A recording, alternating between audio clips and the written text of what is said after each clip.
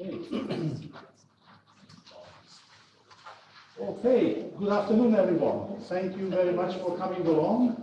This is the first lecture of the CCH Seminar Series 2021, and we have the privilege to have Anthony Young as our first speaker this year. Anthony works at the University of Queensland, and he used to work at our university. He has already had an exciting career in plant pathology and molecular plant pathology and related fields. And I would like to ask him to introduce himself and then give us an interesting lecture about rubber, please. Anthony, the floor is yours. Thank you very much, Levy, and I will not guarantee an interesting lecture on rubber trees. I'm happy to introduce myself. I'm Dr. Anthony Young. I guess in terms of background, I grew up on a sugarcane farm. I, on a whim, went off to university at Macquarie University, where I looked at, I have too many subjects to get a major. I was doing a lot of zoology. I didn't come into plants until someone offered me a PhD scholarship on a sugarcane disease. And I thought, okay, well, that suits me. I can do that for 3 years. Took me 4. And yeah, so I sort of ended up by default going into plant pathology. So today I'm going to be talking about some work that I recently did, when I say recently, back in 2019 when we could all travel, in Sumatra and Malaysia on this new presentation called rubber leaf drop. So I'm going to introduce rubber, I'm going to talk to you about some of our findings, and I guess throughout telling you some stories about plant pathology. Thank you to those who are joining us from Zoomland and those on recordings. A quick call out to Hank Zhu, who did his master's research project with me up in, he's up in North Queensland at the moment. That's right. Okay. So here's a bit of a timeline of my career so far.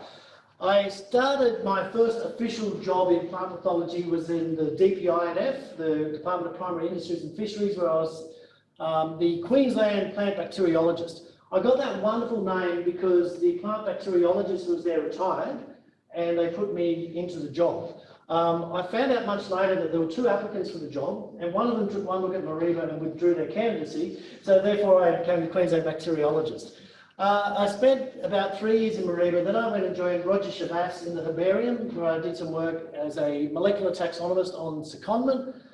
And in 2011, I moved back to my hometown of Harwood. When I say town, it's more of a village, it's in northern New South Wales, where I became the sugarcane extension officer for an industry. So I did my PhD in sugarcane, but when I was working with the DPI, the one crop I wasn't allowed to touch was sugarcane because that was the domain of the BSES. And so when I took that job, I thought I was walking away from science, but unbeknownst to myself, it gave me a great opportunity to put plant pathology principles into action.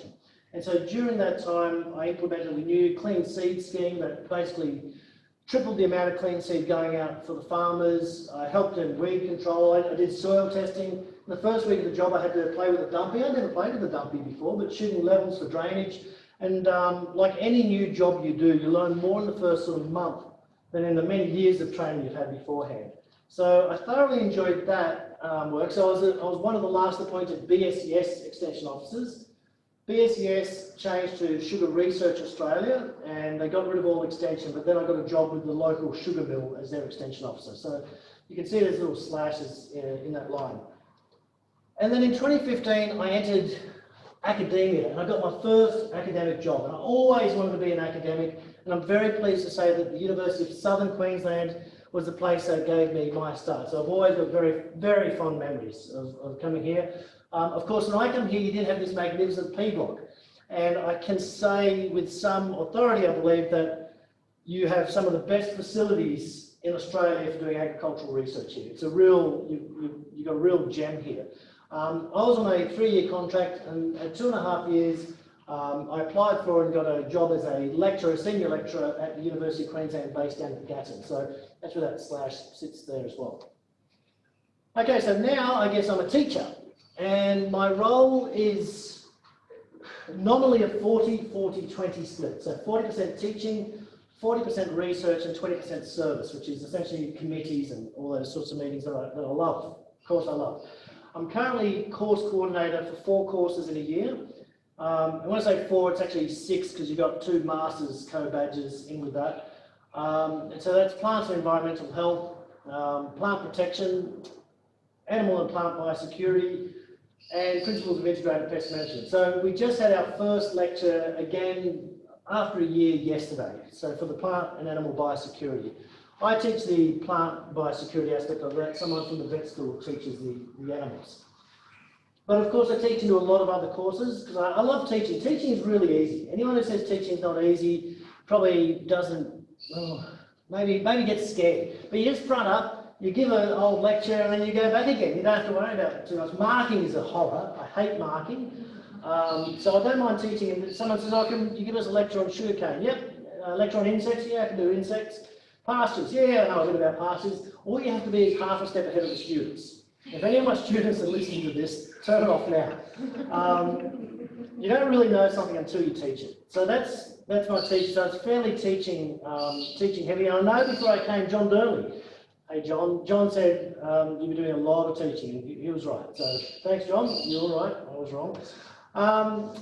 I also have active research interests. So the ones I've got here are research interests that I've got sort of official funding from. So Meat and Livestock Australia are funding a small project we've got looking at pasture dieback, and in particular one of my students has found an association with these little ground pearls, which are little sap-sucking insects.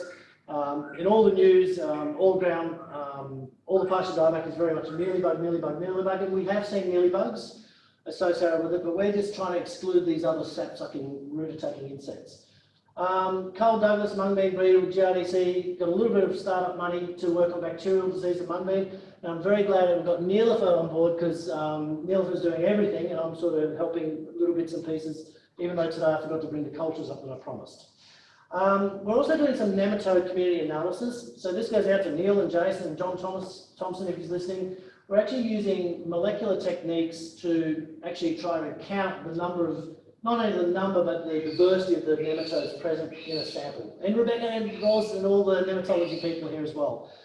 So we're doing that with a company called Metagen on what they call an Innovation Connections grant, where they put forward some money. The federal government funds some of that as well. And that's allowing us to use a meta-barcoding approach to work out not just the plant parasitic nematodes, which are very interesting, but also the fungivores, the bacteriivores, the predators, the other things that make up the community from which we can interpret the health of that soil. And I'm also loosely at this stage associated with a project, an ACR project about vegetable production in Indonesia, but with 2020 basically being written off, we haven't really done much on that yet. In saying that, I'm also involved in a lot of other projects where I'm supervising students in different things. So you see the rubber leaf drop up there on the right. Some of the material I'll be presenting today is from one of my students, or my co-supervisor of Fatin, who's working on that. I've got a PhD student on chili, bacterial black spot, leaf spot, doing some population genetics of that ground pearl with an honours student, brigalow dieback with another honours student, biocontrol of mimosa with another PhD student, and fat-tailed Dunart population genetics. That's got a link with USQ because the student's actually enrolled at USQ here with Peter Murray, who's just joined you guys from University of Queensland. So, as you can see, I like to keep interest in a lot of things. These are other things that I'm sort of trying to tie a line under, or things that have just been submitted. And then I've got to chuck the powdery mildews in for my friend and colleague Levy, because Levy and I have just put in a tiny little disease note on a new powdery mildew. And so in a nutshell, my research is very much like my undergrad experience. I'm probably interested in too many things to actually make an impact in any given field. And I'm very conscious of this, and I'm trying to wind this back. But the issue is I like to say yes. And so when someone says, oh, can you have a look at this? I say, yeah, I can do that. And that's what happened. Oh, sorry, forgot about this. In my spare time, I'm writing a novel. The novel is called Bent Bananas. It's about a rogue genetic engineer that gets the genes out of marijuana and gets them expressed into bananas. And it's got bikies, hookers, cops. It's, it's a real page turner. It's my get-rich-slow scheme. It's going to be published very soon. And when I say very soon, I'm talking geological time frames. So I've got to finish it first. But I find, as a scientist, and I'm speaking to scientists, you've got to have external outlets. because otherwise you can get subsumed in your science and start not enjoying it. So this is my get rich slow scheme. Okay, on to rubber. This is Professor Vic Galea and one of our collaborators in Sumatra in a rubber plantation. How I got involved in rubber is when I joined University of Queensland, I was still living in Toowoomba. And I could catch a Greyhound bus down in the morning, but trying to catch a Greyhound bus back, it just depends on how soon that bus got out of Brisbane. It was pretty tough going. So a colleague of mine, Amar Abdulaziz, he's from Malaysia, he's got interest in rubber. He would give me a lift back up to Toowoomba. And he'd be asking me these crazy questions. Have you ever heard of Neophysococcum? I said, no, I haven't. What about Chloride? Yeah, I know a bit about that one. Oidium. What about these Pestalotiopsis? And he'd keep asking me about these questions, about these different fungi. Fusarium and various other things. It turns out that at that time, the leaves were dropping off rubber, and he was trying to find out what was causing this problem. And so in the end, he said, okay, well, I said to him, it doesn't really matter what the literature says. For me to get involved in a plant pathology presentation, I need to see it with my own eyes. And until you see it, and I think this goes for all plant pathology, unless you actually get onto the ground and actually have a look at it, you don't get any real appreciation for what's going on, whether it's pasture dieback or sugarcane diseases or rubber diseases. And so in 2019, myself, Vic and Amar went over to inspect the rubber plantations in Sumatra and Malaysia. I'd never met rubber before. I'd never seen this plant. I've read a book when I was, I think, in second year university. It might have been called One River. It was about selecting the rubber clones from Brazil to sustain the rubber industries. But what happens is you've got, and there's Amar, and there's my student Fatin, just on the left-hand side. You tap rubber. You basically get this, it's a special tool, they scratch this tool down, and the latex falls out of that rubber tree. You can see him tapping it here, and lands into this little bucket that you can see there. And this latex congeals in the bucket. It's very incredibly labour intensive.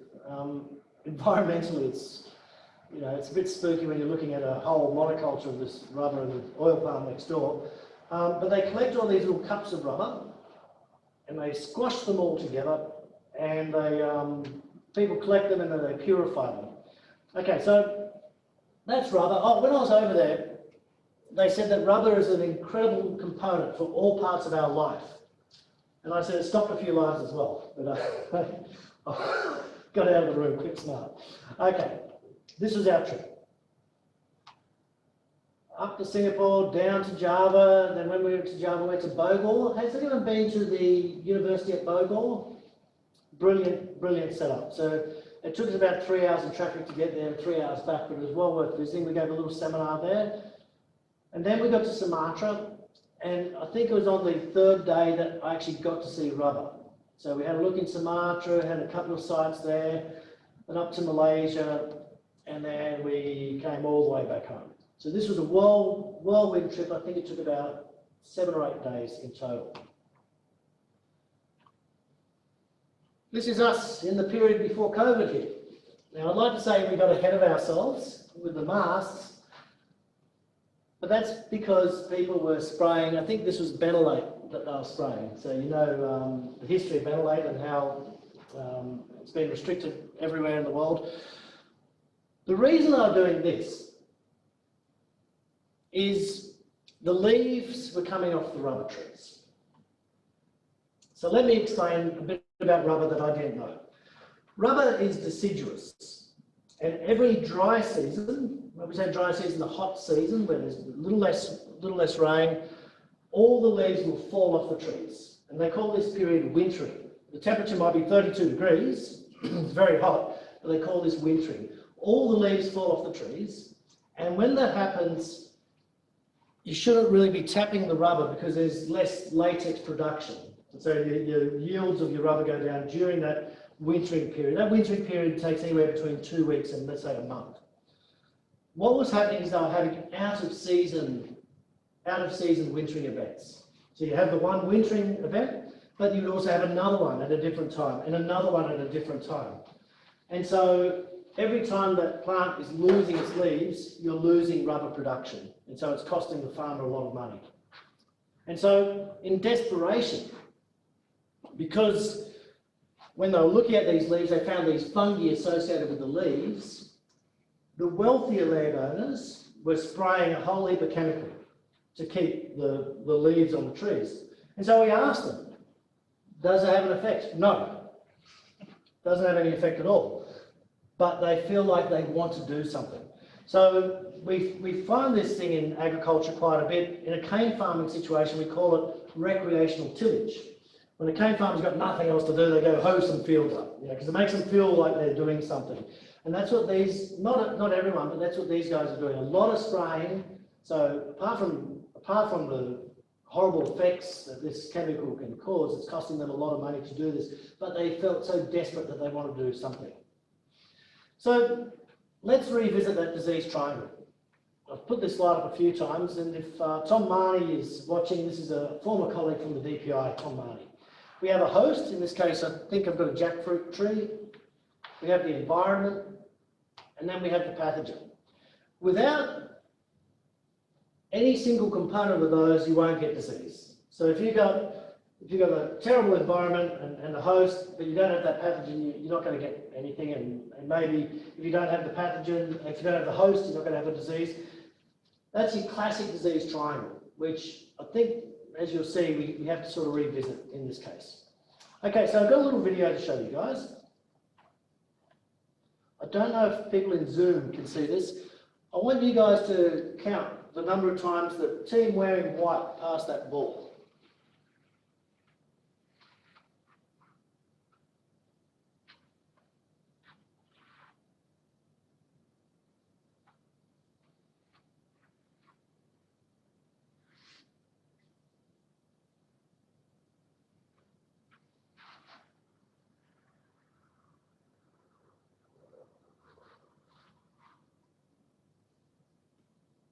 Okay, we're going to revisit that.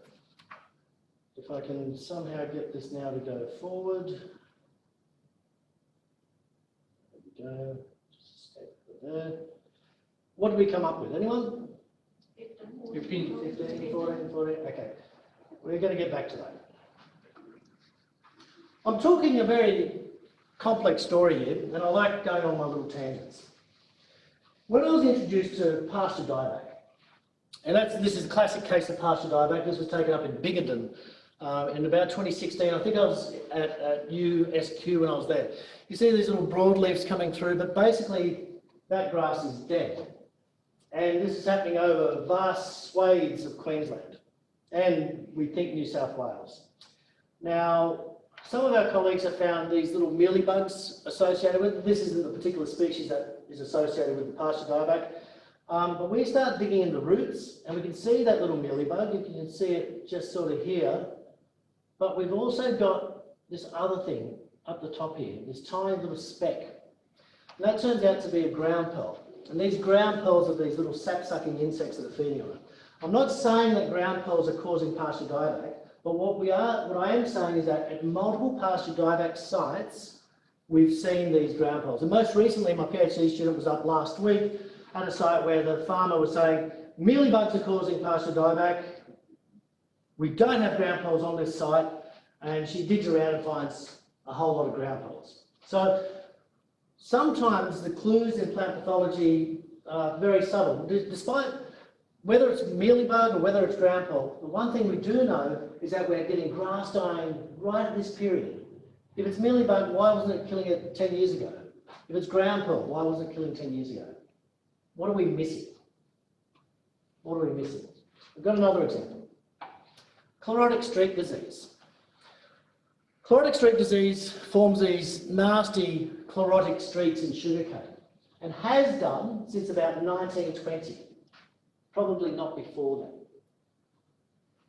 For many, many, many years, pathologists had been trying to work out what was causing this chlorotic streak disease. We know that it's worse in high rainfall areas, under flooding. We know that the thing, whatever it is, must be spread by water on the soil. But every time a pathologist would come and cut up one of these little streaks and look for viruses with an electron microscope, or try to culture a bacterium out, or try to culture a fungus out, nothing came out of it. And that's because the organism that causes chloride streak, and I was involved in this research. This was actually cracked from sugarcane grown on my father's farm that I planted by hand. These little protist parasites actually attack the roots, and then they release little toxins into the cane that when it goes up the vasculature, that's causing that streak. So the pathogen itself is not causing the streak. Well, it's causing the streak, but it's not in the streak. The pathogen is in the roots of the crop. So for many years, we've been looking at the symptom, trying to identify the disease without finding the cause. Okay, so back to rubber. What do we know? What don't we know? We didn't know whether or not leaf drop is actually a disease. When we say disease, we just say generally it's not at ease. Something is wrong. But you don't just have biotic diseases, you also have abiotic diseases. Congestive heart failure, abiotic. It's no pathogen causing that, it's something that's happening with the host. If it is a pathogen, we don't know to what group it belongs. Could it be something attacking the roots? Is the foliar thing just what we're seeing at the end? How's this thing spread? Is it airborne? How do we even diagnose it? Like seeing rubber leaf drops. Let's say you went into the wintering period and saw a whole heap of leaves on the ground. We'd say, we have rubber leaf drop. But that's a perfectly natural thing. So what's causing this leaf drop? And how do we manage it? So I was in a meeting in, where was I? I think I was in a meeting in Sumatra before I'd even seen rubber up close.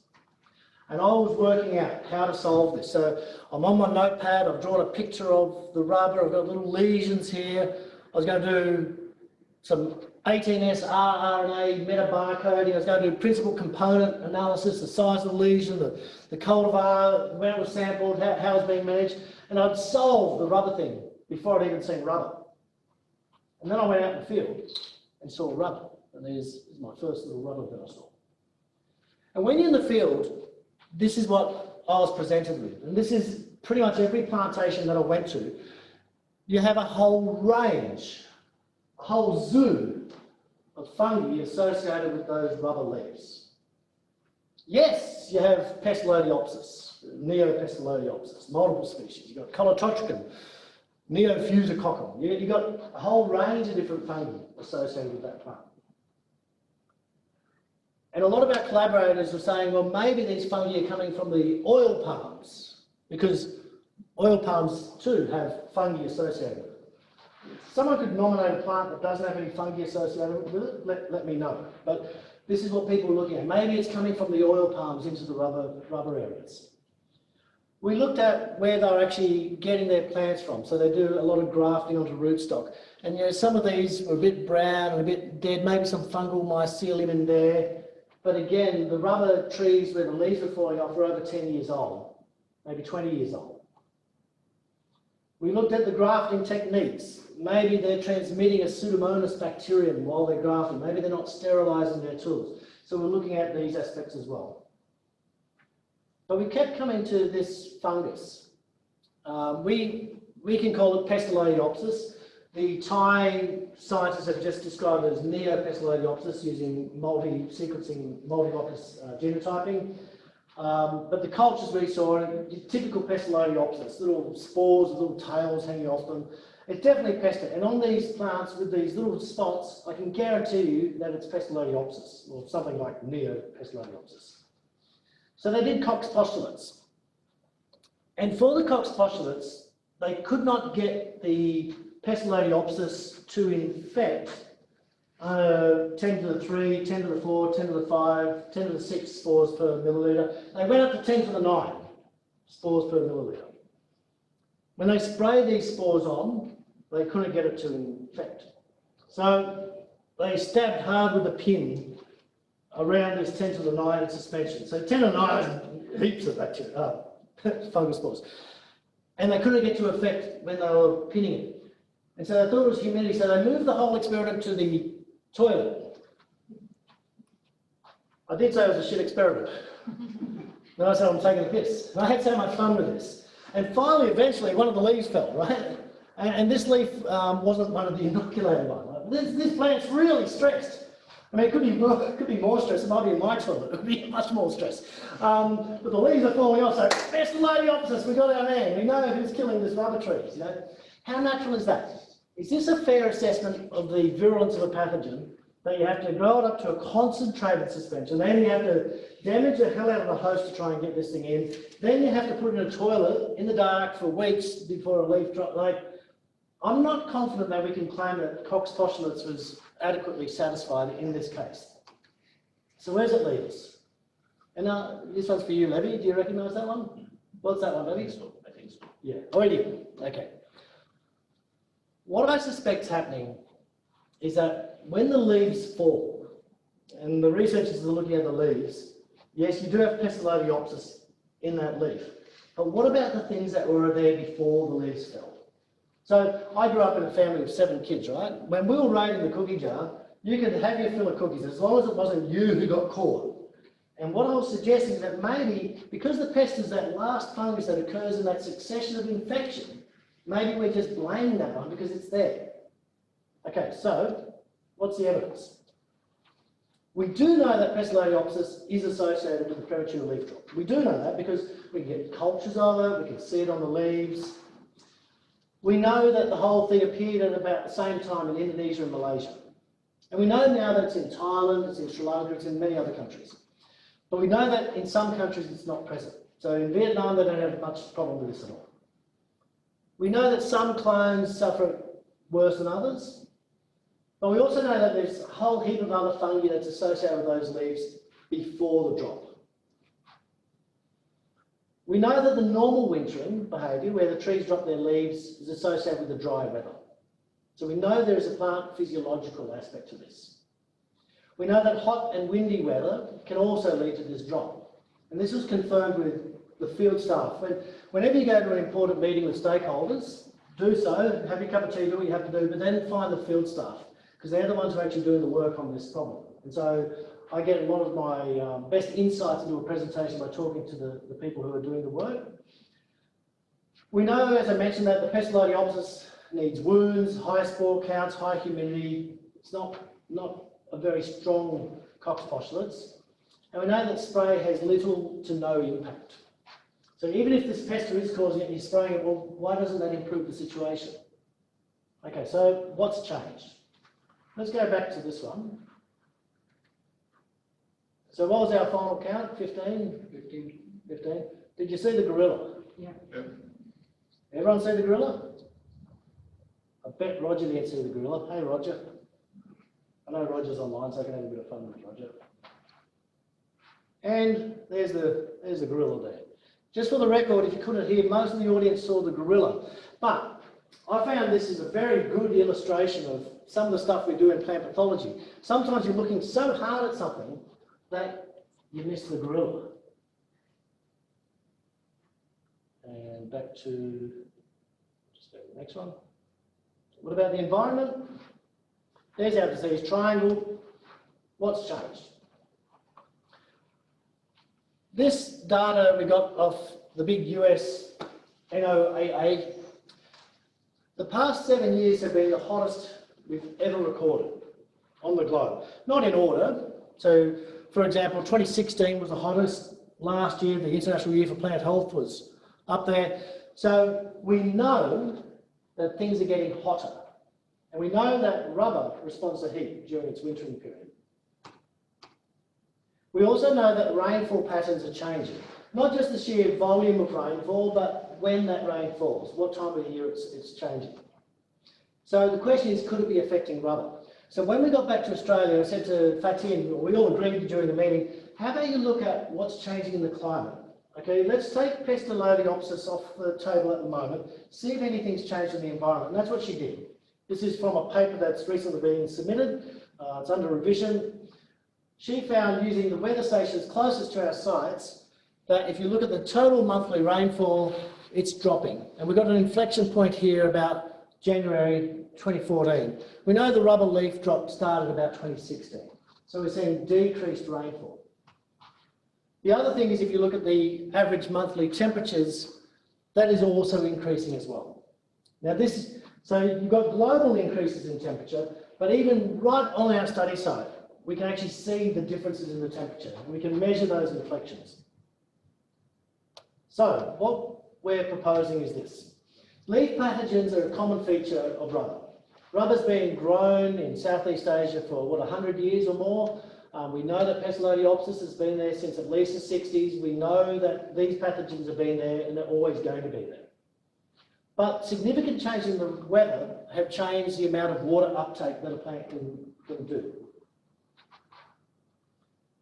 Now, the rubber trees have high carbon reserves. They've got a lot of latex in them. So when they're under water stress, it's more important for those plants to conserve their water than to make more energy. They've got plenty of energy there. So when a plant wants to conserve its water, it can either shut off the stomata or it can just shut off transpiration altogether. And one way to do that is to drop those leaves. And so the leaves take their nutrients back in, and when those leaves are now defenceless, you get all these pathogens, they can express themselves, and the leaves drop, then we blame the pathogens for what's happening. And of course, with the reduced rubber price, management may have taken a back seat as well. So what should be done? And this is what I actually presented to our colleagues, I think it was in Malaysia. Stop spraying. Or if you're going to spray, do it in a replicated trial. Spray this section, but not that section, this section, but not that section, and prove whether it has an impact or not. But ultimately, what we were seeing before, it's having no impact at all. So they're wasting their time, money, and health. We need more epidemiological data. And so this is Fatin's next step. My a PhD student I'm co-supervising, she's actually going and checking out the rubber in other parts of the world, using GIS, using the meteorological data to see whether we've got any consistent signals in the other places where this rubber leaf drop has occurred. We need to understand better the physiology of the rubber trees. One of the management techniques that we saw the landholders doing is they were trying to fertilise these rubber trees, hoping that the fertiliser would have an impact. The fertiliser they were using was basically urea and a form of phosphorus. Now, it's dry as heck. Basically, that urea hits the ground, it volatilises, it disappears.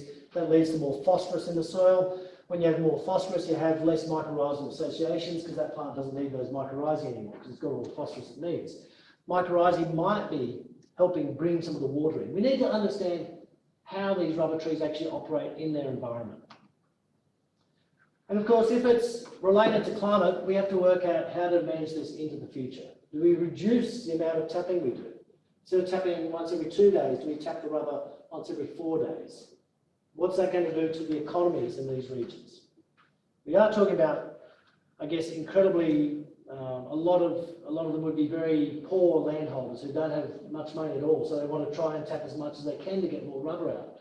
But maybe it's worthwhile holding back a little bit to try and improve the long-term sustainability of it. Do your questions, and not one for a plant pathologist to address. So our possible steps is to establish that timeline of progression. When did it emerge? What periods? In what places? And to generate more incidence data based on your clones, because you might find that one clone is more resistant than others, and how much of the actual canopy is preserved. We can do some of this, and I mentioned this to Paul earlier, with our GIS. So we can use satellite data. This is very cloudy areas at times, but we can interrogate some satellite data to be able to say, okay, when are the rubber leaves dropping? So we can marry that up to the management and the clones. And we need to further establish whether those weather patterns, we know the weather patterns have changed, we've proven that, but can we link them directly to the rubber leaf fall? And of course, long term, we have to improve the way we grow rubber to keep it sustainable. Instead of clearing more forest to grow more rubber.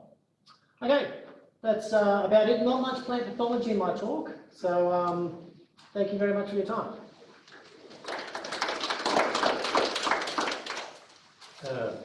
Thank you very much, Anne. I think we should stop the recording for open plant pathology. Do we stop the recording? Happy to. Here we go. Stop recording.